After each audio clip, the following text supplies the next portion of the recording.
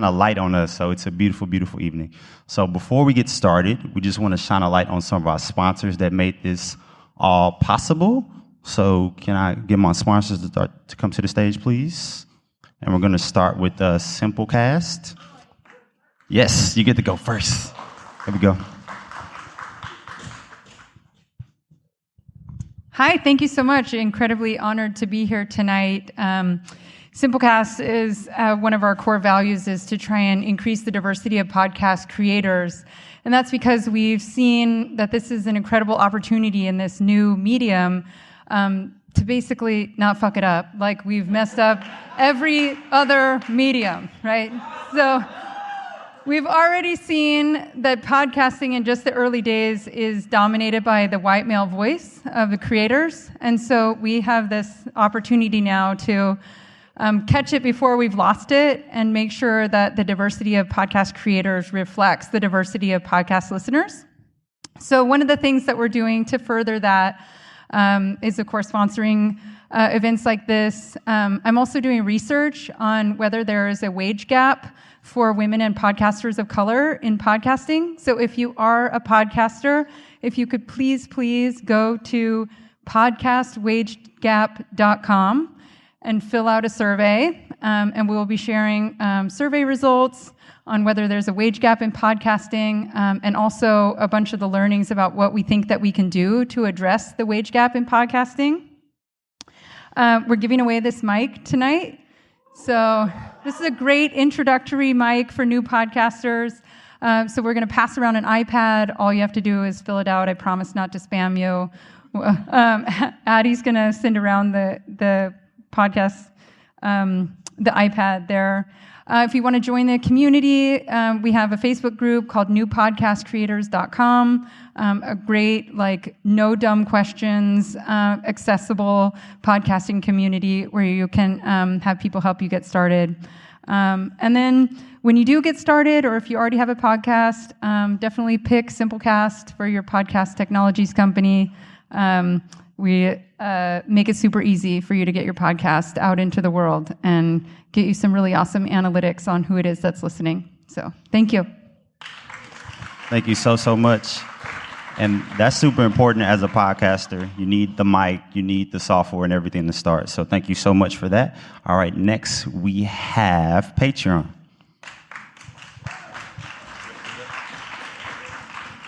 Hi, I'm Tracy Kaplan from Patreon. I run our Creator Partnerships team. For those of you who don't know Patreon, we are a platform to help all creators get funding from their fans, so direct membership. And I'll be here to talk to any of you who are interested in getting started or want to know more about what we're doing. Full disclosure, I've known Jay for a few years now. So aside from just really wanting to make sure that as a company, Patreon is doing everything we can to reach out to all creators and making sure that you know all the tools at your disposal for revenue. But also when Jay tells me to get on an airplane and come to LA, I do it. So thank you all, and I'm really happy to be here. Thank you so much. And Patreon has definitely changed the game, for sure. And we'll have Castbox come up and tell us a little bit about what you guys do. Thank you. Thank you, Jay, and everybody who put this night together. And I just want to say thank you to everybody who came up to me and Joshua up at our little booth over there. My name's Ariel Nissenblatt. I've been a Castbox user for 2.5 years, and I'm officially employed by Castbox for 1 day. So I'm very excited. What I want to say about Castbox that I said to a few of you today is that we are a very much growing app for you to listen to podcasts on. We have 24 million users, and we're award-winning for iOS and, what's the other one? Android, sorry. I didn't mean to. But what I really want to say tonight is that we have an amazing feature called Go Live. So basically, What I'm going to tell you to do right now, if you have space on your phone, is open up your app store, download CastBox. You can subscribe to podcasts on it. You can also go live at any time. So literally tonight, you can press a button that says go live, and any conversation that you have with anybody that you feel is important, you can put that out into the world. And I would love if you want to come talk to me about it, because this is a really great feature that you can use, whether you want to use it in addition to podcasting your podcast already, or use it as a replacement for your podcast. Also, people can interact with you. Your fans can write into you. They can also call in. You can reject or accept them. And people can pay you, and you can withdraw it. So we've got a lot of cool things going on. Thank you so much, Jay, for having us. And let's get started. Appreciate it. We definitely still love you, Android users. So I appreciate you. And I forgot to give a shout out to DJ Mad. Y'all give it up for her. She was killing it. We had old school, new school, Anderson, everything. So lastly, with our sponsors, we want to give a huge shout out to Audio Boom. What they're doing is they're having an exclusive promo for us. So 20% off if you use the code EE20. Again, the code is EE20. Audio Boom will give you 20% off. This is just for us. Y'all keep this in-house. All right? Cool? All right. And now to introduce my guy, the man of the hour. So Jay is a very, very good friend. And one of the things about Jay that you notice very early on is that he has a heart for the people. He's a heart for us, for people that look like him. He's an advocate for people who maybe don't have a voice, or people who feel like they can't speak up. So it's an honor to call him a friend. This guy is doing so many amazing things. He's clouded up. Like she said, she said, get on the plane, and here she is. He's amazing. So he is one of the hosts of the Extraordinary Negroes podcast. Have you guys heard that one? Y'all like that? So he's the host. Give it up for that. He's also one of the founders of Extraordinary Ideas, a platform to push forward new and innovative ideas for people of color. He's also a writer on The Root, for The Root magazine. Give it up for that. So many things. And of course, he is the facilitator of this amazing event. So without further ado, give it up for my guy, my dude, Jay Connor. Come on up, what? No. He didn't get the memo. All right, come on. All right, Jay, clap him up. Let's clap him to the stage. Clap him to the stage. Clap him to the stage. Hey.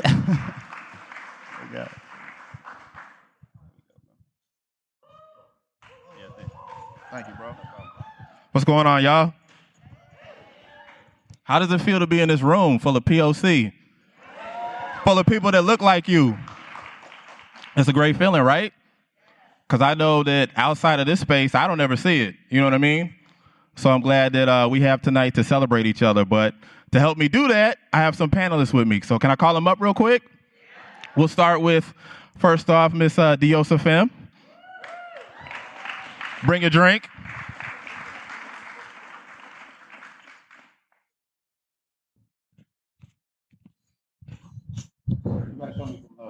Thank you for having me today. And next we'll do Miss Misha Euceph.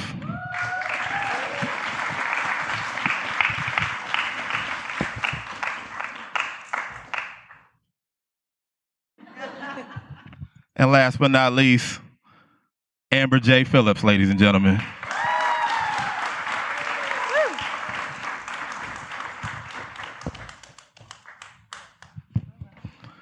Now, obviously, we're here to talk about issues within our community, within the podcasting space, but I wanted to make sure that I had an all-women panel tonight. That was a deliberate decision on my part because there's certain things that they face and the challenges that they have that we're not all aware of. So I want to make sure that I gave y'all the floor to do that. So first and foremost, there's a lot of people here that aren't familiar with each of your work. So can we, run down the line and talk a little bit about who you are and what you've accomplished within this space? Does the line start with me? We'll start with you, Misha. Okay, so I'm Misha Euceph. I'm at the LA NPR station, KPCC, currently, where I made 2 shows in the last year. The big one, Your Survival Guide, which got a really sweet New Yorker write-up, over 1 million downloads, and Tell Them I Am. Wait. She said over 1 million downloads, and y'all didn't clap it up. Yeah, show us some love. Go ahead. Talk your shit. And then the show that I just put out most recently is called Tell Them I Am, which I produced and hosted with the help of my amazing team made up of mostly women, people of color, and queer folks. And Tell Them I Am's premise was that the stories are universal, but the guests were all Muslim. And it came out one every single day of Ramadan. So we focused on the tiny defining moment in these people's lives, not having to do with their identity as we like to normally talk about identity, the fact that they're brown or Arab or Muslim, but letting them define their stories however they wanted. And most recently, it was on Time's 10 Best Podcasts of Woo! Woo! Clap it up. I've never been in Time, so I'm living vicariously through you. Amber? What's up, y'all? Fellas, how y'all doing? For the record, Amber, ladies, y'all all right? You have the second greatest podcast title ever. The first is Extraordinary Negroes, but you got number 2. Yeah, y'all got us. You got Negroes in your name. That's nice. You damn right. Shout out to all the Negroes. What's up? So my name is Amber J. Phillps, also known as the High Priestess of Black Joy, also known as Amber Abundance Online. What's good? And I host a podcast called the Black Joy Mixtape. It's a great name. Came number in 2. On y'all, got the Black Joy thing. Oh, yeah. And I love it because also being in California, I know there's lots of Black Joy parades. It's wonderful. Same thing in DC. My name is Amber. I host the Black Joy Mixtape. I'm also recently relocated here to LA because of my joy around telling stories that center Black women. Phillps, what's up? I see you in the house. Just give it up for yourself. Black women, where you at? Yes. So I come to this work as someone who's been working in DC politics for a long time. I also hosted another podcast called Culture Genius with Stitcher, which was a Black AF game show. We got a lot of good names. We're good at that. We're good at branding. Y'all Black folks are good. We're Black as hell now. Y'all good. Now I think I'm about to act up on your panel. And know what time it is. I'm going to try and give my little introductions. So the Black Joy Mixtape really near and dear to my heart. Again, I come out of DC politics. I've been organizing for a long time around reproductive justice, women's reproductive health and rights. It's a very a time to pay attention right now, y'all. Y'all got to pay attention to that sex ed because they trying to snatch it, okay? So we've been featured on The Root, thanks to folks like you, Bitch Media, a podcast you must listen to, Refinery 29, and one of my favorites was Jasmine and I. Oh, and I hosted with Jasmine Walker, also known as the King of the South. We love a title. Black women love to make up names for themselves. Niggas love titles. And we were on Essence Woke 100. So it was really an honor, especially coming to this industry as an independent podcaster, which is a different experience. Those of you who know, you know. We're gonna talk. Yeah, we'll get there. Get on that. So that's my introduction. I'll leave it there. Excited to be here with y'all. Diosa? Yeah, hi. So I go by Diosa Femme. I'm the co-founder and co-producer of Locatora Radio. We call it a radiophonic novela because we're extra, we're Latinas. We have to name it a bunch of times. So we're a radiophonic novela, which is a really extra way of saying a podcast. Yeah. And we co-founded with my co-host Mala. We co-founded it in 2016. We have remained independent. I also am a writer. We also have day jobs. Both of us work 9 to 5s and then do all of this on top of everything else that we're doing. We'll obviously get more into it, but it's been amazing to see it grow from a podcast to a multimedia independent company, to be able to host live events and workshops and all kinds of different things. So I'm really honored to be here. One of the amazing things that happened for us is that we were featured in LA Mag 3 times in 2018. Clap it up. Yeah. And we're born and raised in Los Angeles. And, there's not a lot of us here that are actually born and raised here as creators, right? So it's really exciting when LA shows us love. We've also been featured in Forbes. We were on a listicle of 10 fresh and diverse podcasts to listen to for creatives. And we also had a full feature of 4 podcasting tips from Locatora Radio. So it's been really amazing to grow with it and to build community also with the podcast. That's what's up. That's what's up. I guess we'll start with Diosa with this question. But so why podcasting? What has this, this platform, this industry, this medium provided for you? Am I starting? Yeah. Okay. I think the amazing thing about podcasting is that there's no rule book per se, right? It's not necessarily being studied yet, right, in universities, right? There's not necessarily a guidebook on how to do it. So for us, it's really been DIY, really been independent. And how do we create a narrative for our communities, right? We're speaking to women and femmes of color. Something that we really honor and cherish is archiving our stories. So let's say, the project is over. How can we look back and see what women of color, what femmes of color were doing in 2016, in 2017, in 2018? What were the artists doing? What were the great thinkers doing, right? So for us, being able to have a podcast is a part of archival work. And I think that is the main reason that we decided to do a podcast. That's what's up. Amber? That's amazing. I think we have the same sentiment as, so I'm from Columbus, Ohio. Any Ohioans in the house? Wow, that's shocking. Okay. So I'm from Columbus, Ohio. My co-host is from Jackson, Mississippi. And around the time that we started our podcast, I was on a show called Roland Martin News One Now. Never heard of that show. Never heard of it? Never heard of that show. Shocking. So I was on Roland Martin's show as a millennial. And it was always an interesting experience. If you all have ever watched cable news TV, you get interrupted a lot. Especially by Roland. Yes, especially. I don't think he would disagree with that. Honestly, y'all don't be telling him I roasted him. I'm not. That's just. It's hard to get words in on cable TV when you're talking about. Yeah. I didn't say that. Jay said that. So especially as a Black girl, like you have a lot of people around you. There was a lot of, especially when I first started doing it, like all the people in suits is cutting you off. And I was one who really tried to show up and give you Sister Soldier 2016 realness every time. Hoops, high ponytails, okay? So we were having a conversation about Birth of a Nation. I know I'm in LA, I'm sorry. But we were having a conversation about Birth of a Nation and violence against Black women.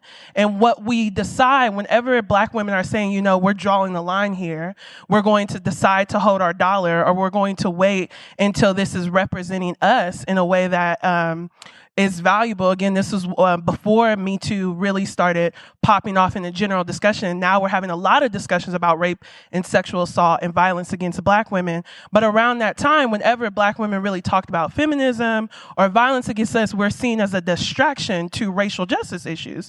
But the reality is, if you're not treating Black women well, you're not treating Black people well, right? Woo! So that was around the time we decided, it was a very heated discussion, and I felt like I got a lot of words in, but I felt like I wanted to have a deeper conversation about how high the rates are around domestic violence for Black women. Like, we're being murdered by the people that we love. This is the same thing for trans Black women. We're being murdered by our partners, not strangers, literally the people who are in our communities. Yeah. So we wanted to have a deeper conversation about that. And before Jasmine and I had talked about starting a podcast, and it was one of those moments where she was like, well, all the internet is mad at you, so you might as well hit play. You might as well hit go. So it was a moment where, all right, there's a lot of conversations around like Black feminism, and it's not whole. How can we start to have those conversations on our own platform, with our own voice in a way that feels good for us? So we started recording it in my living room, and it's been real ever since. Like, so that was a real reason why we did that, especially because you don't hear a lot of Black women on news platforms talking how we talk. Jasmine has a Southern drawl. I mumble my words up being from Ohio and Black.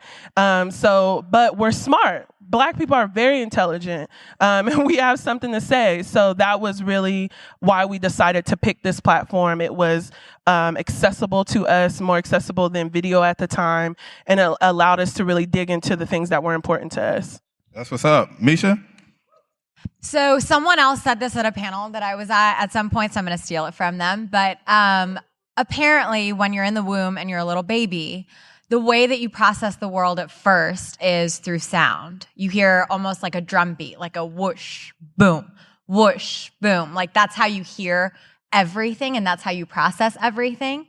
And that really stuck with me because I started to realize that audio is probably the most visceral medium that exists out there. When you hear something, you actually feel the vibrations, right? Versus when you watch it, there's still a distance between you and the screen and how you're processing the story. So I've always wanted to make things that make people feel something, that make their bodies move, that make them react physically. And I think the more I do this thing, the more I realize that the reason I stay in this medium and the reason it appeals to me is because it's so visceral. That's what's up. Yeah. Okay, now, the one question I get all the time from podcasters is like, how do I get more people to listen to my show? I hear that all the time. So I'll start with you, Misha. How did you build your audience? And what role does community play in the content you create? I think a lot of it is just like guerrilla marketing. Like you have to, I'll go back to the first show I ever made. So before I was like a legit podcaster, I made this show called Beginner, which was all about myself. And about being an immigrant and not knowing how to do anything. And the reason I made this show was because I was horrible at meeting deadlines. And I was like, okay, what can I make that has like no obstacles, where I have to book no guests and I still can like put out a show on time? And realized that I didn't know how to do anything and I wanted to learn. So every episode I would learn a different activity that I'd missed out on my childhood because I was an immigrant. And I would just record myself and my family members and like embarrass them. And I had no idea that like people were actually going to want to listen to this, but I was determined to make them want to and just started emailing people. The first thing that I did was I'm on this radio listserv called, it's like New York Public Radio or something at googlegroups.com.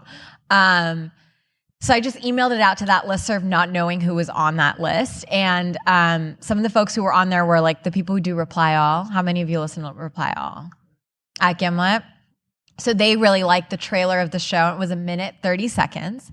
And that's the longest thing I had ever made in audio at that point. Like I'd never actually made a full episode. I hadn't made any episodes at that point. I just put out the trailer on this listserv. And these people loved it. And they shared it on their podcast and on their newsletter. And all of a sudden I had like 15,000 listeners. And I was like, holy shit. Like I've never actually made a longer thing. Like I'm going to now have to learn. But it like lit a fire under my ass. So I did it. And then after that, like, even though it wasn't the best thing I've ever made, I was just like, no, like people should listen to this because I don't know. I have no idea why. Because I love myself. But I started cold emailing journalists. I would Google like people who've written about podcasting, or I would just Google like podcasting, and then all the articles that would come up, I would like look up the byline and then email that person and just be like, hey, you should listen to my podcast because I'm amazing. And a lot of people started listening, and I think just having the boldness to reach out to press people, it like yourself sometimes encourages them to take you more seriously than if like a PR person reaches out to them. And there's something more sincere about it where they're not like being sold a product in quite the same way. So all of that really helped. And I think that was like my first lesson in marketing because it was an independent show. And since then, I've just done the thing that everybody says you can't do in trying to get people's attention. So a lot of the press I got, it wasn't really organic. Like I reached out to every single one of these people, you know? And I think that's the lesson to learn is like, let's not be high and mighty. Let's not put ourselves on a pedestal. Just like email all the journalists and try to get them to write about you. Yeah. And then that gets you audience. And Amber? Well, this is going to be long, huh? What'd you say? Anything after Well is going to be long as hell. No, you got definitely 2 minutes. not. I got 2 minutes. Okay, so how do we listen to this one. How do we get an audience? So at the time we started the Black Joy Mixtape, we were like, oh, this is going to be a fun passion project, right? I was a part of a Black women's writer group called Echoing Ida. And, right, Ida B. Wells, look her up. That's dope. Yes. So I was a part of this Black women's writing group, and we were just at our writing retreats. Jasmine and I were just a distraction. We were always laughing and talking. And then, of course, like most millennials, we're like, we should start a podcast. So how we ended up finding our community was we were very specific about who it was for. We knew this was for Black women. We knew how we wanted to, it took some time, but we knew who it was for. So with that, we just released it out to our friends who also happen to be some of the most brilliant political minds in this country, who work for the, lots of like Sister Song, which is a reproductive justice organization. This is really for that community. But what we found is I love Twitter. I think there's a lot of community on Twitter. I got on Twitter to live tweet scandal and just never left. And it was more so for them. So once we started to do that, and we're like, oh, we'll tell our little friends about it, and people were excited because it was us and they loved us. And then from there, how we ended up finding our community was just being very diligent about talking to people online and reaching out to them. A thing that really helped us, like one day we got up to like maybe 300 listeners just within our community. And then because of Twitter, I don't know if y'all remember, Charlemagne was pictured with Tommy Loren, who she's a conservative, blonde-haired white woman, yes. And I was like at work, and I'm like, you don't have enough Black women, Black feminists on your show to be canoodling with this white woman who hates Black people. So that started this. Okay. You talking about, I'm going to wrap it up. I'm going to give you 30 seconds now. So it was one of those moments where the conversation just hit. I was talking to him online, and he was like, well, I don't know any Black feminists who have an audience as big as Tommy. And I'm like, well, that's the problem. Like, to ignore us and act like we're not here, like why you're doing this panel, is just lazy and a lie. So because of that conversation, I ended up on the Breakfast Club. And that was when we started to have those conversations about what is the role of journalism and Black journalism in the Trump administration. And from there, like literally I went to sleep, woke up, and like we're on the iTunes chart, and like there's a bunch of people on my Instagram. Poppin'. Yes. Yeah. Cuss people out on Twitter is really what word I'm trying to say. What about you, Diosa? Yeah. So like most millennial love stories, my co-host and I, we met on the internet. Yes. So we actually followed each other on Twitter and Instagram for years before we ever met in real life. So because of that, we very much had an online community individually. So when we founded the podcast together, we very much were able to propel our individual followings into the podcast and channel them that way. Like, hey, I just launched this podcast with so-and-so, with Mala. I would love it if you gave it a listen. For me, as a queer woman living in LA, I had a community of femmes of color. So I would encourage the femmes in the room to look at this hashtag called Femmes of Color Visibility. So I had this community already of queer women, of queer femmes that followed the podcast, and because of that, it was a very organic following. And our biggest following, our biggest platform is actually Instagram. So Instagram has really created the opportunities for us for the podcast. It has allowed us to gain listenership. It has allowed for folks to write about us. Our homegirl that worked at Latina Magazine, she wrote the first feature about us. So what we continue to see is that the Latinas or the women of color are the ones that are writing for us. They're the ones that are writing for us, like literally writing about us. And, up until probably Jay, we have actually not been reached out to by men of color. Yeah. Yes. Wow. Yes. Wow. So yes. That was loud as hell. Yeah,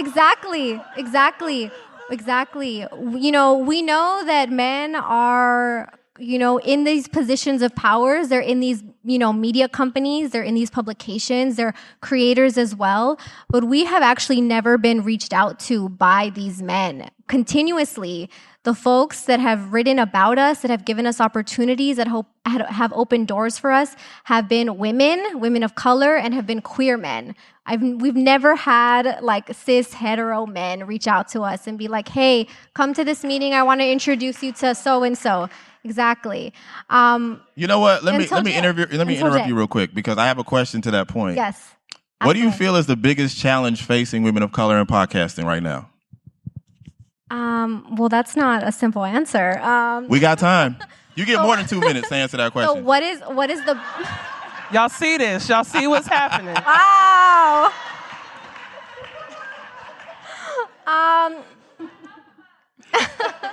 Yeah, there's not enough of us.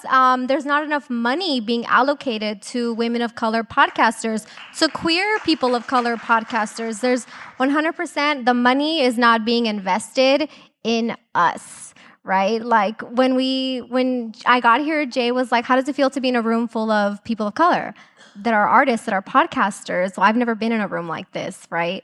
So it's amazing to be here. And I think money is the biggest obstacle, actually having people want to invest in you, but also allow you to have creative direction, right? Allow you to own what you're creating. That has been the biggest reason that we haven't really accepted any advertisements. We haven't gone to a major network because we want to be able to own everything. So that is why continuously we're still indie podcasters. Amber, I know you about to cook, so go ahead. No, I totally agree. That's how a lot of our listeners are also writers at like Teen Vogue, or they love it. They love hearing themselves. And for I think a big challenge is, as much as we hashtag trust Black women, we don't actually trust us. Like, we do not trust Black women's art forms. We always want to make them prove more and do more. And are you really editing your own podcast? Do you deserve this? What aren't you doing to get the money? And I think for us, we are also based in DC. So DC has its resources, but it's definitely not for creative and arts and entertainment. So what I'm learning, I was just watching a video of Oprah giving a speech, my girl. And she was just like, I got to LA, I was like, oh, this is where y'all hiding the monies. I see. This is where the funds are. Yo, shout out to sponsors. The sponsors for this event tonight. Yes, you know what I'm saying? Shout out to the sponsors. So we have to get really strategic. If what we want are more voices, we also have to reach out of this hub. We have to go regionally. We have to be trying to find people in Ohio and DC and Mississippi, because their stories are just as important. We have a lot, I'm very much trying to shift not only culture, but politics. And the reality is a lot of our political battles are not just in California. They're in places like Ohio and Alabama and Tennessee. So how do you find those podcasters if they aren't being cycled through like the New York public radio list? Like no one knows these things are here. Yeah. So I think that's a big challenge, is a lot of people are picking up this art form because it's accessible to them. How do we actually go and find them and support them and give them resources without trying to steal or take their IPs? Yeah. Misha? I'm going to say something controversial. Cook up. I think actually brown and Black people are a hot commodity right now. I have never gotten more attention in my entire life until right now. And I don't know if it's because of fear or, everyone wants to be PC or whatever it is that's driving it. I'm about to take advantage of it. And I think everyone in this room should too. There is a lot of money. People are pouring into us. And I think the way to get our stories out there and to lift up other people of color is to take advantage of that money. Take all of it, You want to write a TV script? Write it. Put it out there. They're gonna give you more attention than they would have given you 10 years ago. I just wrote a TV script with my sister the other day. Before in my life. Have no idea what I'm doing, but I bet you someone will read it. So I think that's the first thing. So I actually am very optimistic at this point in time. And then I think from here, the goal is, how do we get into positions of power? So I was watching Jane the Virgin the other day. Who watches Jane the Virgin? Yeah. Great show. If you notice that the title credits, it's like all white people. You know, nothing has changed. Like, yeah, it's a Latina show, but who's actually in charge? And I think that's the place that we should all be eyeing, is once we get our stories told, once we get some attention, let's get into those executive producer roles so that later, 5, 10 years down the road, when we're not such a hot commodity and no one's excited about us anymore, like they always get over us, at that point, we're in positions of power to actually lift each other up. Yeah. That's what's up. So podcasting has evolved to the point where we now have women-driven initiatives. We have the Spotify Boot Camp. We have Work It. We have, trying to think of the other one. Oh, She Podcast Live that's going to be going on. Do you feel that initiatives like these make this industry more welcoming for women of color? I'll start with you, Amber. So I've been to Work and I really loved it, actually. I think it was a great place to meet people who were in the audience. Now, I went to Work It probably 2 years ago when it was in LA, and I plan to go again, but I think those things are great. They're also really expensive. And there's not a lot of people of color at women-centered events that aren't specifically tailored or trying to recruit women of color or Black women or trans women. So that to me was kind of shocking. Well, I went to a women's college. I know what's up. What's up? What's up, women's grads? Yes. So I think those things are great starting places. I'm very interested in how do we get new voices into these things? How do we get independent voices? Because the we'll talk about this later of independent versus not, but like even, I will say that I think this is all about your hustle. It's about what you're willing to put into it and what you're willing to chase down. I just wish everybody would make it a little bit easier, that they would acknowledge that it can't just be on individual people of color to bust our asses to get into these spaces. Like the doors and the barriers literally have to come down, or else we're always going to be in this lean in mentality as if people aren't knocking on these doors to be let in to have these opportunities. So I think they're great starts. And I hope that they're growing and being more intentional about how do we get folks to, how do we lower the barrier of entry into them. Yeah. Misha? Wait, what's the question? The question was, with initiatives like Work It, She Podcasts, the Spotify Boot Camp, do you feel like these things are making it more welcoming for women of color in this industry? No, I think they're diversity check boxes. Ooh. Yeah. Ooh. No, I mean, I don't think Spotify actually cares about people of color. If they did, they wouldn't take all of your IP when you pitch an idea. Well, so clap it up for that one. But I think just be careful about what initiatives you're applying to and what you're a part of and what documents you're signing. Take advantage of it, again, if you can, but be smart about it. No, I don't. Yeah, my answer is just no. There's nothing more to it. Yeah, Diosa? Yeah, I agree 100% with what you both said. They're not accessible. You know, my co-host and I looked into the Spotify Bootcamp last year, and we saw you had to take maybe like 10 days or 2 weeks, right, to be out in New York. Okay, so I have my day job, right, and then I have my family. So how am I going to go to New York for 10 or 14 days? Like, it didn't make sense. Even if it was accepted, I wouldn't have had that ability to go out. I wouldn't have had that access to go to New York and have this, 10, 14 days of creating some podcasts that would, potentially also be taken away because of the intellectual property clause, right? So I don't think that it's accessible. I hope that it is a starting point, but it's just the beginning. I don't think that it's somewhere to, be clapping yet or, an end point. Is there something specifically that you would like to see these same companies do instead? I'm sorry? Is there something specifically that you would like to see these same companies do instead? Give up the loot. Yeah, just give the money. Just allocate the money to indie creators. Give us creative control. Give us creative reign. Because we have the ideas, we have the ability, we obviously have the listens. And as we take these meetings, my co-host and I, that's what we're told. The engagement that we have is what people are looking at. That we have the numbers, that we have the community following us to events, to even just streams, like that is what they're looking for, and that's like why these like really popular like YouTube artists or channels are created into TV shows, right? Because they have their following. And I think that the traditional forms of like media or the media companies like the ABCs, the NBCs, the CBS and all that, they don't really know what to do now with new media because all of it is free. So they're trying to like almost like grasp and be like, okay, how can we get a part? How can we become a part of it? But I think that really they just need to give the money so that we can continue to create it because we have the great ideas, especially as people of color continue to innovate the space. Yeah. Amber? I think also that a lot of these platforms could just do a better job at promoting what's already out there. There's even when Spotify booked, it was like this illusion that they didn't know of any other women of color led podcasts, but there's Pods in Color. We're there. We're literally all online.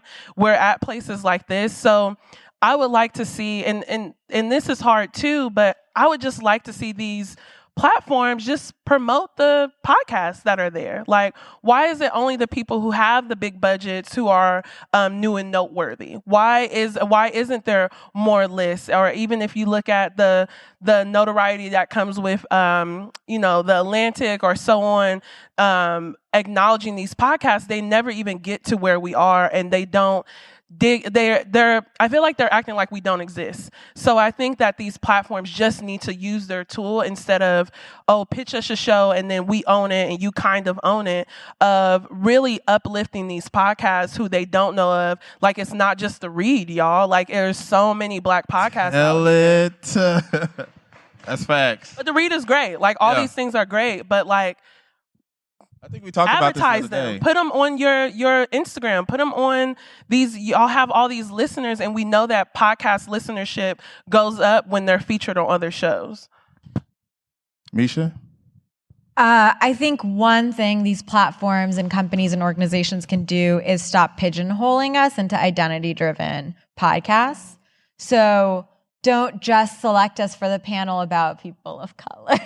We have expertise in different things. We have skill sets in different industries. So allow us to be the voices of those industries. Allow us to be the face of those skill sets. If you're going to make a podcast about technology, why don't you cast a Black woman as the host? Why is that so taboo? Instead of just having her be the producer, Yeah. So I think that kind of elevation of our voices outside of just identity-driven stuff, that's the long-lasting kind of impact. Seen as experts. We are. We're not just experts in being ourselves, We do shit with our time. Yes. Facts. All right, now, as we talked about before, we hear a lot about, like, trying to get a seat at the table. You know what I mean? Like, why are we getting shut out? But what can we do to empower ourselves within this space? I'll start with Diosa. I would say teaching folks how to podcast. Like I mentioned earlier, the archival work is so important to us. And one thing that we've been doing we've been partnering with the LA Public Library is bringing free podcasting workshops to communities. So we have been all across Los Angeles giving different workshops. And I think that is a part of the accessibility, is actually teaching people how to use technology and how to tell their stories and how do you structure an outline, right? How do you upload your very first episode? What is an RSS feed, right? How do you create an account? So I think being able to pass that along to our communities is really important to us as Locatora Radio, as the podcast, is making it accessible. And being able to tell our stories. Yeah. Amber? Can you repeat the question? It's about how to... We hear a lot about, getting a seat at the table, but what can we do to empower ourselves? Yeah, I think one step is, I don't know, how many people in here have a podcast? Woo! You're doing it. Yeah, that's your table. You've done it.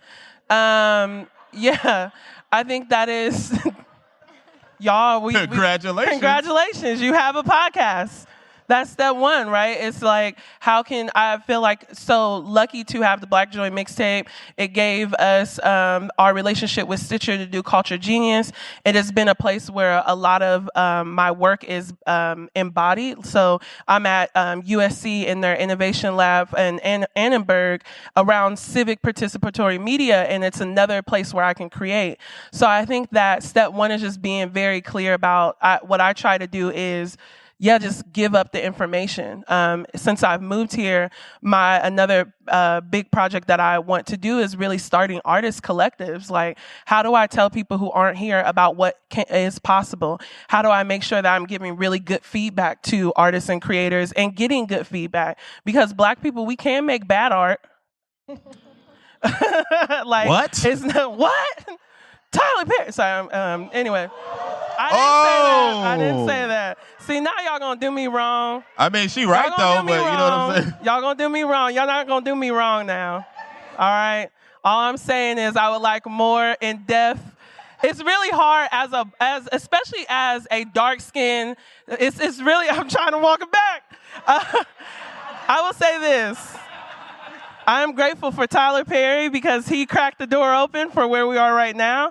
But I am very happy to see the end of Medea as a dark-skinned, fat Black woman because that is not who we are. Like, it's a very limited representation. Like, as much as I'm very interested in talking about the nuance of Black art because I'm someone who speaks to Black people. And what I know, even in Black spaces, we're all taught the same white supremacy. And what that looks like in only Black spaces is Black women become targets of discrimination. And then in Black women's spaces, we have to be mindful of Black trans women and how we're treating them. So I think it's absurd to think that we don't have things to teach ourselves or we don't have places to grow. So when I say this is a classic conversation. Lauren Hansberry talks about this of raising the son versus pouring in the best. Like those are the conversations that I'm interested in beyond just telling white folks and white-led companies that they need to let us in. What can we do in community to make sure that we're propelling different ideas around what Blackness is and giving a more broader view of that? So, see, there we go. Now y'all gonna quote me right. But yeah, that's what I'm really passionate about is giving more Black people the time and space to create the content that they want to see in the world. Yeah. Misha? I think there's two things. Be students of the craft and speak money. If you can translate your audience into why a sponsor should give you money, you will all of a sudden have more power than everyone else in the room. I have a website called howtomakeapodcast.org. I was going to shout it out. Damn you. Yeah, but go ahead. No, I beat you to it. So go there, read it. It's free. Sponsored by Simplecast. They're everywhere. But that website, there's a section about your audience and how you speak about your audience when you're talking to a friend, trying to convince them to listen to the show, versus when you talk to a sponsor. Knowing about things like spending power. Like if your audience are, Latinos in Southern California, those numbers are readily available. Like, what is the spending power of Latinos in Southern California? What I can tell you, my audience, Muslims, for Tell Them I Am, by 2050, half of the world's population is going to be Muslim.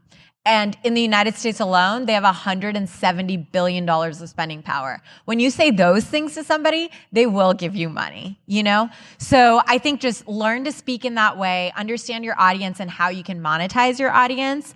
And I don't think that's a cruel or unethical thing in any way whatsoever, because we're the only ones who can do that for ourselves. No one else is going to help us do it.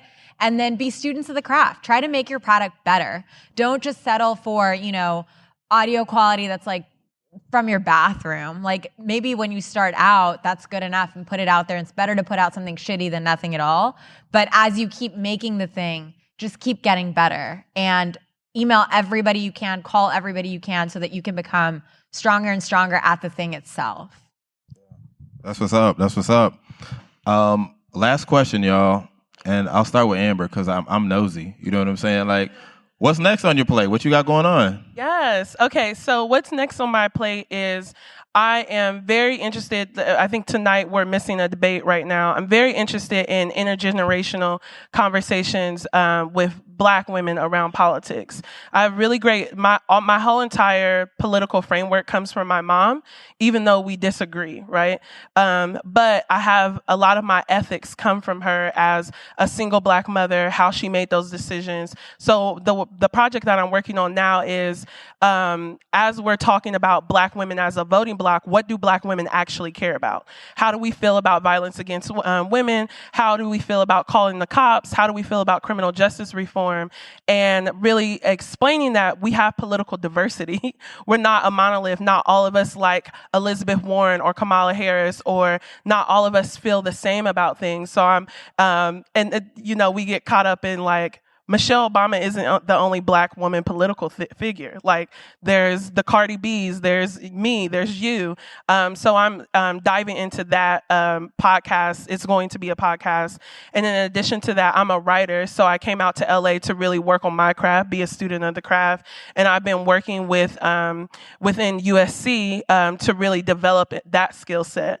I want to see more representations of Black women and femmes on TV. So that's what I'm working on now, is really telling good stories, especially around, Lizzo is representing for us right now. Love her. I'm just waiting for everybody to realize that there's a local Lizzo from most places. But do they got a flute though? That's the question. Support your local Lizzo. I don't have a flute, but I got a mic, So I'm really interested in telling those stories and adding more humanity on Black women's names. So that's what I'm working on, is more storytelling projects, another podcast project, and telling jokes, trying to make all this shit funny and bearable. Because you have been taking improv classes. I'm at the Groundlings right now taking improv classes. So it's been really fun. But yeah, I'm all about developing the craft. How can I tell more stories? How can I hustle to really get these things out there? Because like you said, we're really in a moment right now. And I want to make sure it's not one type of Black person, that there's a lot of stories to tell, and a lot of things to talk about. Yeah. Misha, what you got going on? I don't know. Good answer. Diosa? Oh, wow. Okay. So the first thing I can think of is that we are actually doing a stand-up routine next Friday at the United Citizens Brigade on Sunset. And we are doing a 7-minute routine, and we're going to be talking about the hoe as praxis and politic. And that is something that comes into the podcast. This, I've mentioned already that we love to do workshops and live events. So this Sunday, we're actually having a sex ed Locatora after dark conversation where we're talking about consent, pleasure, and play. And so that's something that we're doing. We're really passionate about bringing sex education, talks about sexuality and sex to our communities of color, especially as Latinas, where we didn't get those sex ed conversations from our parents. Mala and I, my co-host, we are both recovering Catholics.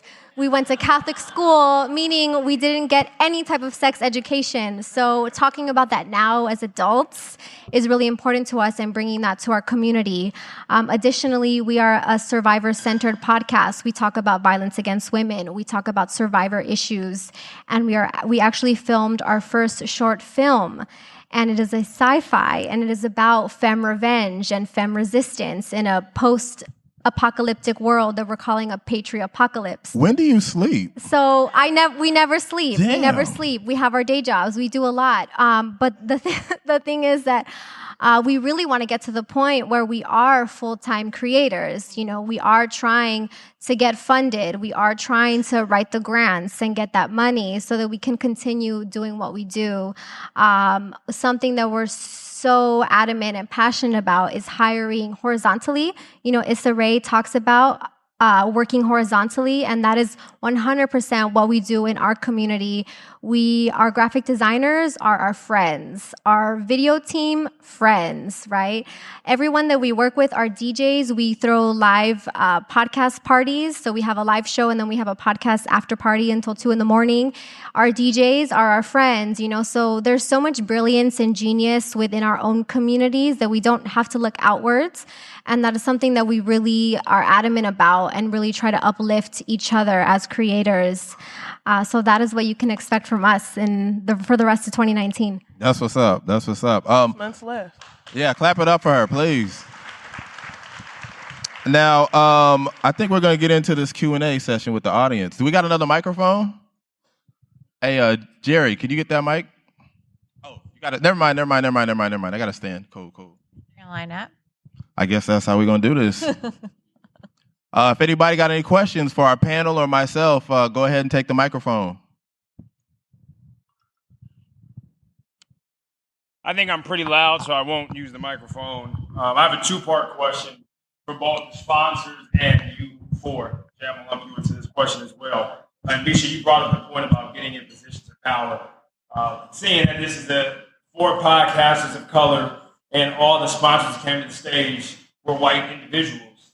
So my question for you guys as company is, do you have people in spaces who are actually working with creators of color?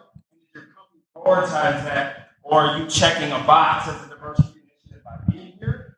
So what does that look like from a corporate side? And I, Well, damn. And let's just keep it all the way real. We're talking about the money. Hey, that's why we're here. Okay, I'll use the mic. So we're talking about the money situation, and the money situation typically comes from these companies who at the top don't necessarily look like us. So I'm interested in that conversation. What is, you represent Patreon, I believe. Yep. Like, what does Patreon believe to that, and Simplecast and Castbox and whomever else is here as a sponsor? And then for you creators, when you go and have your seat at these tables, is there anyone that looks like you who you were having these conversations with? Or are you trying to speak another language, or not necessarily speaking another language, they're not understanding the language that you're speaking, and as that has put a barrier in allowing you to move into another level? So first of all, thank you. That's awesome question. For us at Patreon, I think we're all about getting creators paid. So that's all we do. We don't get paid unless you get paid. So I love my job. And I just joined Patreon in October. I spent 2 decades, not that old, but actually, yeah, 2 decades, I am that old, in ad-supported. And I actually made a conscious choice to join a company that is all about the independence of creators. So I want to talk to everybody after this, because that's what we do. Like, we're trying to make sure that Patreon is a home, and it is a way that you can kind of have it as this complementary piece. Because let's be honest, like even the podcasting space, it's the wild, wild west right now. Like, it's a mess. Like, there's a ton of consolidation. There is, like, the money is going to the top. And so there's just a lot of people and a lot of voices that are getting left out of that. So, personally, part of why I joined Patreon is because the company really cares about putting creators first. And on the hiring front, like, I'm hiring. I'm actually working right now on a hiring plan. And I'm looking outside of San Francisco because that's where we're based. And San Francisco has a lot of problems in terms of more diversity. So take my card if you're interested in joining us, because I'll be posting some jobs. So make my hiring life easy, please. Misha, as far as the creator side, I'll let you answer since you're over at a network, so you have a better idea how that works. I mean, I moved here from a different country, so I already learned how to speak a different language. So that's not really that hard in any of these rooms. But no, I actually haven't been in a single room where there's been another person of color with me. So that should answer your question. I never really feel unwelcome. I think because, again, whether people are trying to check a diversity box or whether they're sincere in their efforts, I think there's a demand. I can give an example of a recent incident that is coloring my life pretty deeply, not to go on for too long before the next question, but kind of within the hierarchy at the NPR station where I'm at, there has been some confusion about the premise of my show, which is doing objectively well. And because of the confusion, I was asked to put an explainer at the top of every episode that explained that all the guests were Muslim. And I threw a tantrum on Twitter because I'm a millennial and I'm passive aggressive.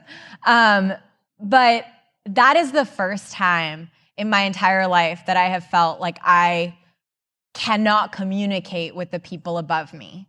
And just today, on my way, I was texting while driving, or emailing while driving, so don't get too mad. But I got an email from a VP of our parent company who happens to be a brown woman, way above the pay grade of the people who are asking for this explainer. So I threw a tantrum and I refused. And that woman is Indian. And if you know anything about India and Pakistan, there's a little bit of like implicit bias and hatred there. So it's a really interesting karmic situation where this Indian woman loves the podcast and has put all of my racism and biases to shame in being a supporter of this show, and has also said a giant fuck you, not directly, to my boss's boss who has been asking for this explainer. So I don't know if that answers your question, but again, like having people in positions of power, that is the only way to make sure that our stories are heard the way that we want them to get heard.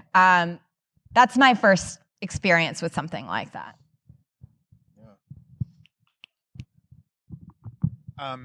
Well, my name is Sonari. I used to cover cars for NPR. That is very dangerous. Don't text and drive. I started my first podcast in 2006, and I worked for NPR for many years, and so all the guys who were in it, Alex Bloomberg, Steve Henn, these people started off with me. What I find frustrating is that people like Michelle Norris or Farai Chidea or April Ryan, these are the huge people.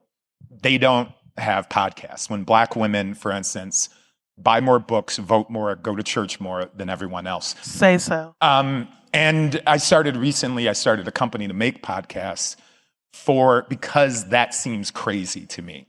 That I love Alex. Alex Bloomberg has a company. We would have never let him guest host All Things Considered. Michelle Norris doesn't. My question is, the real problem to me is that as we look at the the growth of podcasting, all of you are younger. I'm a Gen Xer. The growth that's coming in podcasting is going to be for older people, right? It's going to be because women over 40, especially Latinas and Black women when they're in their 40s, buy everything. They have more control of their income. And so I feel like not only are people of color being ignored, but the people of color who have the spending dollars, who control more money, are like completely left off. Where's the political show for Big Mama, who is 55 or 45, depending on, especially if you're a person of color. And I'm wondering, how do you let those people in to podcasting? Can I say something really quick? You said your name's Sonari? Yeah. Like Sonari Glinton? Yeah. Oh my, I'm such a huge fan. Oh, thank you for saying that. Sorry, I didn't know what you look like. That's all I gotta say before. Anybody got an answer for that? Yeah, I wanted to say, because we're able to see our analytics, our stats, our listeners are from the age of 18 to 50, and they tend to be women. The majority, I would say 88% are women. And even though that's a really big age range, we have mothers listening with their daughters. So we have mothers listening with their really young teenage daughters, maybe their preteen daughters, and they're learning about what it is for us to maybe be first generation, maybe to be here, have been here for, my co-host has been here for, her family has been here for second, third, she's a second, third generation Chicana, right? I'm a first generation Peruana. So we have seen that the mothers are able to listen and learn from our perspective and be able to inform how they talk to their daughters about sexuality, about sex, about mental health. So I think that we're still touching a demographic, even though necessarily we're not speaking to older women or mothers, but we still try to encompass all of that within Latinidad and within the women of color that we are talking to, if that makes sense. And I think that there's a technology barrier to entry for older Black women, and I think they're using the hell out of Facebook. That's for damn certain. which Yo, is Jada Pinkett ain't watching that, herself. listen, my mom got an iPad and she is unstoppable. Which is why she's the center of my next project, because she's able to go so far politically around like LGBTQ acceptance and so many topics just because she got on Facebook and followed my friends. Like, so to me, I want to value that. And I think it's going, like, all of this is about teaching and opening those pathways up. Like, when my grandmother passed away, I have like one voice recording of her because she wasn't like on Instagram, recording herself. But I'm very fascinated, like you were talking about archives, of how do we document our elders? How do we hold conversations with them? And how do we acknowledge this very difficult and beautiful relationship between Black women and girls? And as you notice, I think I think we also have to get specific that there is people of color, but also a lot of these barriers are presented to Black women, like that they're not able to have some of the same access as lots of folks. So to me, that's really important to also get specific about who we're talking about and what their experiences are, so we can speak to them and make them universal. Okay. Rob, what you got, man? Damn, I didn't even get to say my name. So, sir, first off, I'm not a podcaster, but I respect what you guys do, and this is an amazing panel, so shout out to you guys. This is awesome. My question is, as you've stepped out on your own platforms, how has that impacted you financially, right? And then what should other people who are trying to come behind you, what hurdles might they expect to have to face financially if they want to try to get to your level or try to really be great on the platform? I'll take this answer if y'all. This shit is expensive as hell, bro. Cheating. No, I mean just honestly, as far as like me coming in as an independent podcaster, not being on a network or anything like that, like I had to put up like thousands of dollars of my own money to get where I got. And because my thing was, when I came in, I was just like, yo, like if I'm gonna do this, I'm gonna do this. I'm gonna give this 2 years. I'm gonna go hard. And I put in a hell of a lot of money as far as that. You said the financial and what else, Rob? You said the financial and what other aspect of it? Hurdles. Oh, well, Are you making a lot of money now? I'm doing all right now. You know what I'm saying? But initially, it was a tremendous investment, but I knew that nobody was going to believe in me like I would believe in myself. But to that point, as far as looking out for people, after you, that's why we have this. You know what I'm saying? Like, I came into the space and I was just really upset by the fact that when I came in 2016, the OGs that were killing didn't pass over no game. They weren't helping nobody else out, and I thought that shit was trash. So I thought that, like, when I got to a point where I could help other people out, I was going to make sure that I busted my ass to do that, and that's why we have nights like this. You know what I'm saying? Because it's important that we give back to the rest of the community, and, we help out each other, we give each other resources, we connect each other with sponsors and things like that, and, create those bridges that otherwise wouldn't exist. So, yeah, I think that answers it. I think I'm all right. Hey guys, my name is Justin Michael Williams, and Jay, first I just want to say how fucking grateful I am that you put this together. This is incredible. I've never been in a room like this, and you women are so amazing. We're so lucky to have you. My question for you is, what would you say is the biggest mistake that you've made in the podcasting space, that if you could go back, you'd be like, oh, I probably shouldn't have done that way, or maybe I should do this a little bit differently? And as you're thinking about that, one thing that I'll say, because you guys are talking about community, I have a podcast called Motivation for Black People. So we interview Black people under 40 doing cool shit. So if there's anybody in here that would like to be on our podcast, please come talk to me, because I'd love to have you on the podcast. So yeah, I would love to hear your guys' question.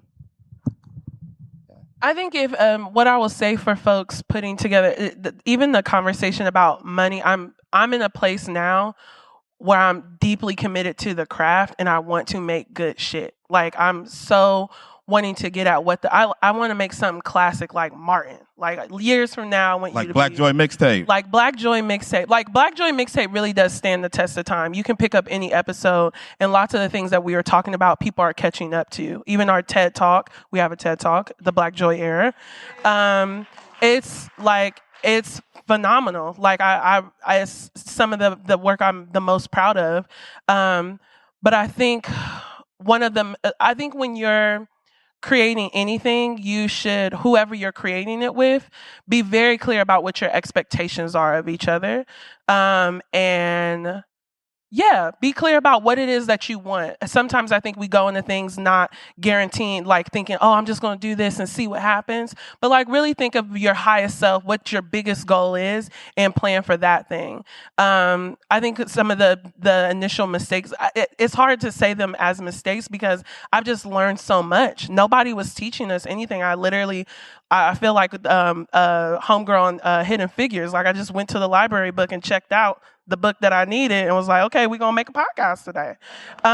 So I would say a mistake is like, don't get caught up on that. Like, just keep going. Don't let anyone, I see a lot of the path that I've created. I don't have any blueprints. Like there's pieces of other careers that I put together, but it's just more so about knowing that mistakes will come. Brene Brown says when you're in the ring, like things are going to come for you. And that's a part of it. And there's so much to learn from that. So like, just don't stop. Like you hear them talking about, we're so early in the podcast game that if you keep going, something going to hit. So that's what I will say is a mistake that I see a lot of people do is like give up. Yeah. Anybody else got an answer to that? I would say push your content. And this seems like kind of a given, like obviously push your content. But you know what? We found ourselves where we would publish an episode and we would post the graphic for the episode and we would just leave it. And then we would move on to the next thing. And we weren't necessarily pushing the content. We definitely had the listens. And I think that's what enabled us to not necessarily push it on social media. But you can post multiple times about your content. You can have audiograms, right? Where you can hear what the episode is about. You can have different segments. You can have quotes that you pull from the episode and make that into a text post on Instagram. So I think it took us a while to really figure that out. But I think that that's something that if I could go back, I would have wanted us to implement sooner. So I definitely think that pushing your content is a no-brainer, but it might be something that you overlook. So I think that would be something that I would want us to continue to do. And if we could go back, do it sooner. Misha, did you have an answer to this or? Yeah, I think realizing that celebrities are just people who know a lot of people. So you can have access to anybody you want and you can get anybody on your podcast if you want. Yeah. I think my piece of advice, honestly, is like whoever you start with, make sure that their heart is in that shit. Yeah. Because if it's not, they're going to waste your time and they're going to fuck you up at the wrong time and you might build momentum and then just make sure that the people that you start with have their heart in it. You know what I'm saying? Go ahead, though. Hi, my name is Jessica. Thank you guys for being here. I think I've also got a two-part question. My first question is about mental health. I think we live in a generation of team no sleep, you work all day, and I know you mentioned you have a 9-to-5 or so. So in regard to that, do you take in consideration your mental health? And when do you feel burned out? And when you do feel like that, if you do, what do you do to kind of regroup and reground yourself? Another thing my second part to the question is about self-doubt. We obviously want more people of color to do podcasts. However, I personally sometimes get intimidated by the saturation in the market because everyone is like, just how you said, let's do a podcast. Every generation today, all the younger people today, that's what we want to do. So with that, how do you overcome self-doubt? I want to start with please, but let's try to keep these answers short so we can get to everybody. I just want to start with the mental health part. So I have a therapist that I've been seeing for 2 years, and I obviously have a schedule. So I see her Tuesdays for an hour, and I make sure that I keep that appointment and that I don't schedule anything after. So I don't have any meetings, I don't have any phone calls. I go to my therapist, I grocery shop, and I go to the gym, and then I go home, and I get a good night's rest. So for me, that's how I make time for myself and prioritize my mental health in addition to everything else that I'm doing. Thank you for that question. Definitely. And I'll just say I'm coming out of a burnout. I was working in DC politics before 2016. And like that shit was wild. Like, I literally have spent the last 6 months here in LA recuperating and getting back to what's important to me. I say this to organizers all the time, and I say this to anybody hustling. The best way to get over burnout is to stop fucking working. Like, you literally have to stop working. Oh, shit, it's that easy. Yes. Like, I mean, it's not, finances and all these other things. And I've been very fortunate. I will also say, like, this is a conversation about money. If you are working, like, negotiate really good salaries. And I work for myself. I negotiate really good contracts for myself so I can take time off. And now that I'm starting projects, I am building in sustainability.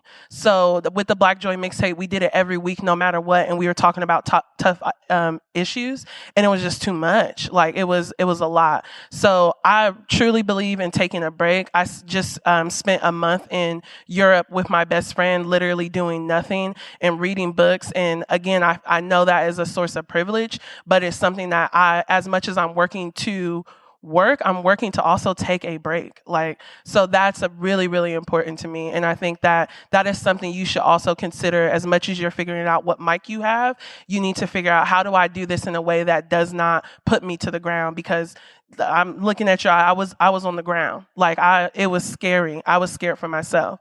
So now that is a consideration that I'm making with any project moving forward. All right. Let's get to the next question. Thank you, ladies. Thank you, Jay. I do a podcast, Me and a Gay Homie, and sometimes... I love that name, dog. Thank What's you. it called? Me and a Gay Homie. Oh, yes. Okay. We challenge social norms and homophobia in the Black community. Thank you. Happy Pride. Trying to tackle some of the business side of it, I feel like a fish out of water sometimes, and, like Amber says, I try to remember to understand, mistakes is part of the process. But sometimes we have guests on the show that has a platform themselves, and I've expected them to kind of, repost things or kind of, merge the networks or anything in that matter. On the platforms that you all are on, do you all find it distasteful to kind of make, like, paper contracts and making these commitments? Or is it more, are you trying to do these things based on more relationships, or do you try to really stick it with the business and keep paper trails? I don't know. I think it's ultimately about relationships, but I think it's also about a little bit like human manipulation. So as an example, Tan France was the first episode of Tell Them I Am, and he didn't really it was kind of iffy whether he was going to post about our podcast. And he has 2.7 million followers on Instagram. So we're like, he better post about our podcast. So we reached out to Netflix, who's doing his next show and did Queer Eye. And we also reached out to St. Martin's Press that put out his book. And we were like, we'll push his podcast episode a lot more. We'll make him our first episode if he pushes it on his social platforms. So instead of directly going through that person, there's usually somebody who has power over them. And if you go that avenue, you're probably going to be more effective. Thank you, because if I'm thinking about these people, they did have outside realms in essence. Get to those realms. Thank you. But to that point, though, I think it's a matter of courtesy, honestly. Because my thing is that, like, if I go on a show, I would expect somebody to repost my shit. You know what I mean? So I think it's a matter of courtesy, but at the same time, I don't always expect people to do those things. You know what I mean? So it's kind of a gray area, but you know what I mean? So primarily, I think it's just courtesy, honestly. All right, thanks. Some people are assholes. So. Some people are fucking assholes. Hello, everyone. My name is Marquise. I teach 8th grade, and also last year I started teaching my students how to podcast, so they've been enjoying that. Teach the baby. And everyone in here seems super fucking professional and everything. And you guys talk about being experts and everything, but to my 8th graders, you guys are the experts. So anyone willing to come over and help them out? I'm always down to talk to I love the kids. I'm always down to talk to kids. That being said, the term expert is just, honestly, it's just a matter of confidence. That's really all it is. If you sound like you know what you're talking about, people are automatically going to assume you're an expert. Yeah, my 8th graders look at views. So if you got views, they oh shit, he's legit. So you guys talk about millions of views and this, and I did that, and this and that. Speaking of the next generation and voices and people of color and X, Y, and Z, to them, we have the Michael Jordans and the Kobes. You guys, I guess, are are them in the podcasting world. So I highly recommend you guys reach out to schools because someone has to teach them and colleges. Yeah. Well, yeah. I agree. Well, they eventually go to we college. did a Latina youth conference last summer, and we had the students, middle schoolers, create a podcast. And a couple of the girls created a podcast called Las Comelonas, which means like girls that love to eat. And their hashtag was "It's Friggin' Delicious."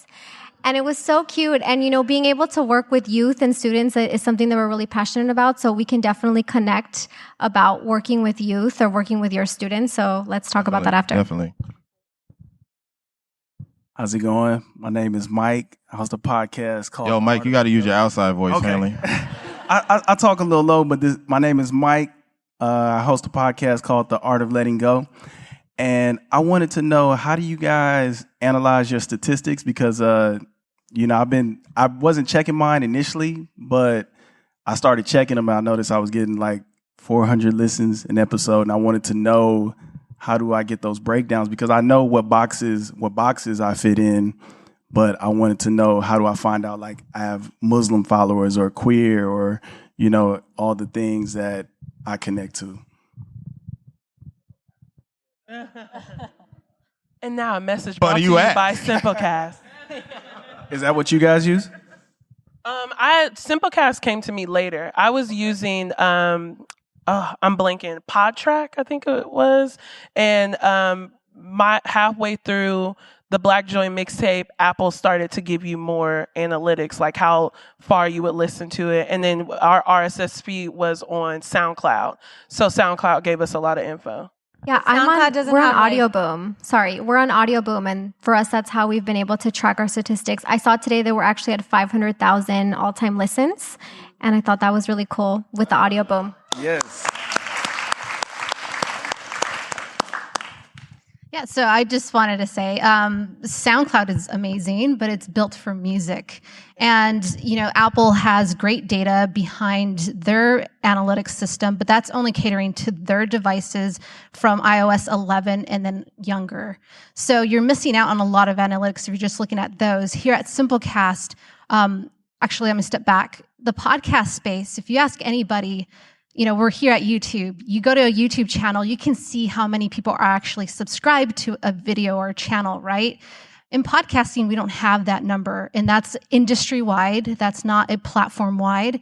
That's industry. But here at Simplecast, we just released some technology 2 months ago that comes really super close, and nobody else offers this in the industry but Simplecast. We put a lot of hard work in the technology that we do to provide you the best analytics, not just the devices, but location, a map.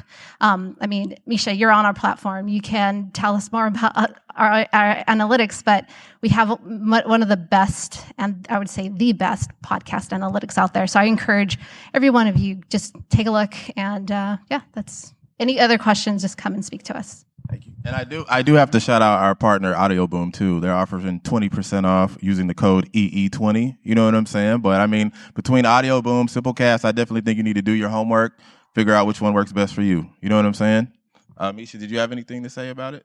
I like Simplecast because it's pretty, but it's pretty simple. I use Megaphone at work. I know Megaphone is like really huge for bigger podcasting enterprises, but I actually find Simplecast more intuitive, and this is not just because they pay me every year. I switched over to Simplecast long before they were ever a sponsor of my stuff, and it was entirely based on research. It's also kind of affordable. SoundCloud is good if you want to do a free thing, but the free thing won't last you a very long time. Yeah. Free is trash. Yeah. So, I appreciate that. Thank you, guys. All right, no problem. I also wanted to share with everybody here, don't be afraid to do whatever it is that you want to do. Trust yourself with everything you're doing. I started a podcast with a friend because I was afraid to do it by myself, and life ended up pushing me in a position to do it by myself. So trust yourself. Thanks. And we got one last question. So let's hear it. What you got? Hi, everyone. My name is Heather Daughtry. I have a podcast called Cherry Popper Podcast with my co-host, Asia, back there.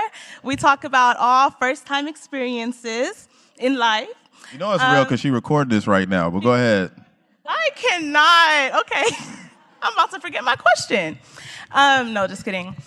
Being that we are in the YouTube space, I just wanted to get your feedback on branching out on putting your podcast on both platforms, the audio and the YouTube.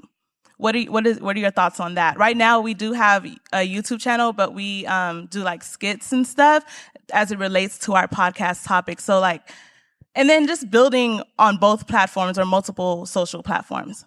Anybody? I can answer it if you guys don't. Do you have the capacity to do it? Do you want to do it? We do. We want to do it. It is hard because we have a 9-to-5 too. So we're literally up all night.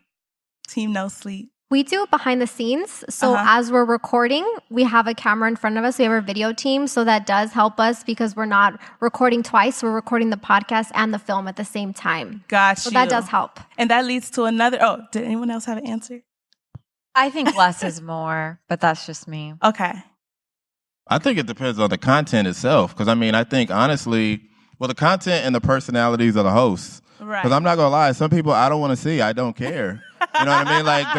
But real shit. Depending upon what they're talking about, I might not want to see who these people are. There's certain shows that the visual adds to it, and there's certain shows that the visual detracts from it. So I think you should master the audio component first before even branching out into doing that. Because, it can either be detrimental or, beneficial. So I think it can go either way. Gotcha. Thank you. And then, okay, so going back to what you said about the your team. So for starters, sometimes teams, they cost money. It's expensive.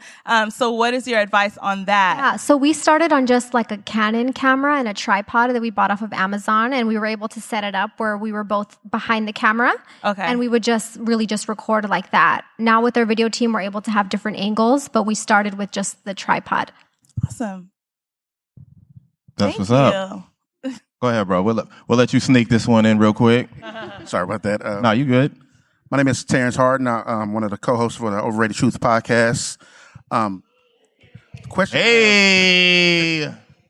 I have for you guys. When do you know when to switch gears? We're fairly new, and I'm very confident in we the shit, but I'm not talking about me. But for whether it's cover art, whether it's content, whether it's a co-host or whatever, when do you know when something is not working? I understand we push the premise of never give up and all these things, but sometimes shit just ain't working. So when do you know when to switch gears? And have that ever happened to anyone here? Amber, you look like you got something to say. Come through, Black Queen. There you go. You told me I couldn't talk earlier. You still got 2 minutes. You know what I'm saying?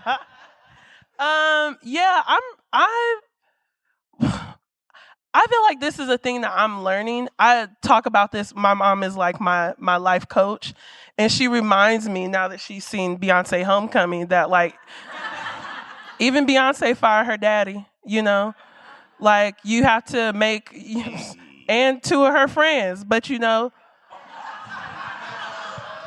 So I'm just I'm also a Sagittarius. Y'all should know this.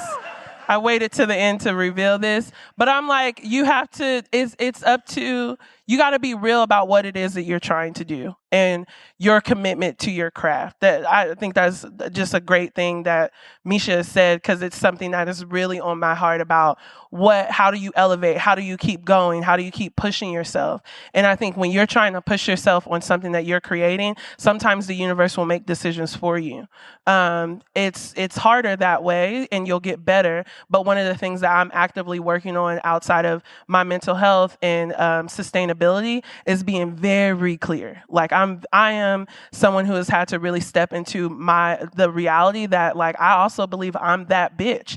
So if I'm that person, I believe that I can communicate better and really be a boss, a master of my ship, and really commanding what it is that I want to see in the world. And that's a lesson that all creators, all masters have to figure out, is how to command their where they're going, their path. So I think, it's a half art, half science. You just have to be willing to tap in. So I don't, there's not a right way to say that, but I think if it's something that you're aware of, just be aware of it and make decisions from there. Misha? I think you want to give yourself a certain time limit. So you decide, how long is too long. But if you decide that in 3 months, if no one that you want to be paying attention to your thing, whatever aspect of it, the visuals or the podcast itself, is paying attention to your thing, then you're doing something wrong, right? It doesn't have to be that the content is wrong. It could be that maybe the people you're approaching or the spaces that you're in or your co-host or, the writing of the thing or the audio quality. And I think at that point, you start calling those people up who are listening and you start playing it for everybody around you and watch people. Like, are they leaning away? Are they looking at their phone? And ask them, like, what is it that they don't like about it, So be open, I think, to being wrong. And give yourself a time limit, and you'll figure it out. But don't compromise your artistic integrity. Diosa, did you have anything? No, y'all said everything amazing. Yeah. I second, echo everything. I would just say, set some goals. You know what I'm saying? Like, if you don't hit your goals within a certain amount of time, either decide, do I need more time to hit these? Are they realistic? Or if it's just not going to happen, you might want to tap out. You know what I mean? Just keeping it a buck. The other thing I'll add, with culture products, I just want to say, you'll move on. You'll have a million ideas in your life. If you're an artist, those things will sit there. Baps was just re-released on Netflix. Just keep making shit that feels real for you.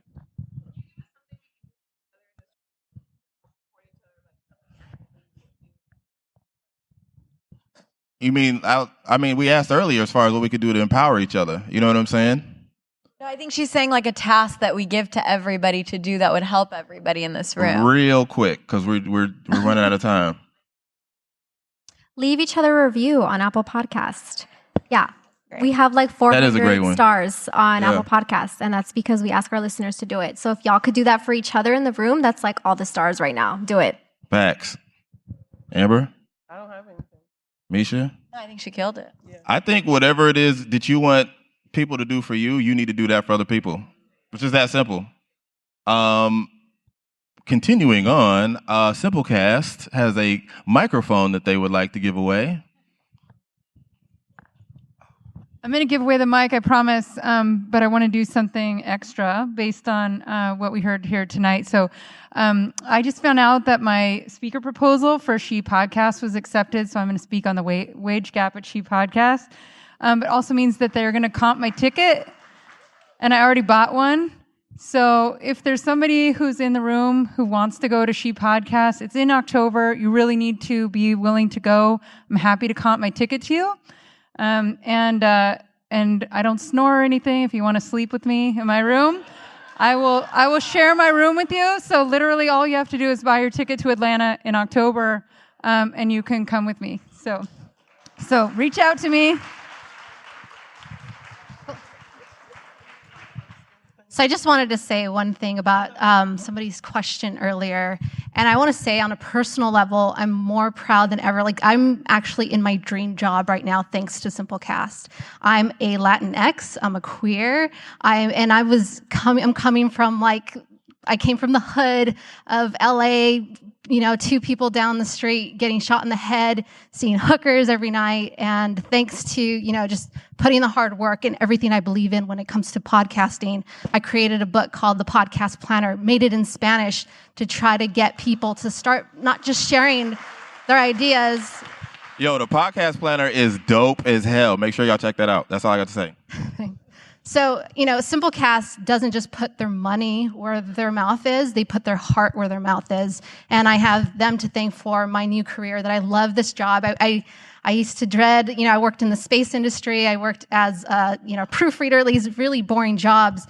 And I just hated living, and Simplecast just changed that all for me. They put me in power. I'm a manager creating educational courses to raise everybody's voices. So that just wanted to kind of say that and just show that Simplecast isn't just about checking off the boxes. We have podcastwagegap.com going on right now, trying to get everybody involved, lifting the lid, because some other hosting companies or just people in the podcasting space, they don't want to talk about this stuff. They don't want to expose what's truly going on. I met Issa Rae actually this past weekend, and she made a strong point, something that you brought up about Jane the Virgin. You look at all those name credits, you have to ask yourself not only who's making this content, who's buying the content. That's what lives further than just the creators, it's who's supporting, who's behind these industries. So just wanted to share that before we give the microphone. Okay, so we did a raffle. Thanks. So we did a raffle. We picked a random number, and number 111 was Madeline Wright. Right. Here we go. Awesome. Yeah. Congrats. Thank you. And to wrap it up, I want to send a special thank you to YouTube. Clap it up for YouTube for being such gracious, amazing hosts. I don't know where Jess is at, but she's somewhere around here. Simplecast, of course. Thank you for your support in this event. Castbox, of course. Thank you for your support. Tracy with Patreon. Our partners, Audio Boom and Squadcast. And that's it. Let's get back to drinking. Oh, and our panel. Shout out to our panel, yo. Clap it up for our panel. Hey.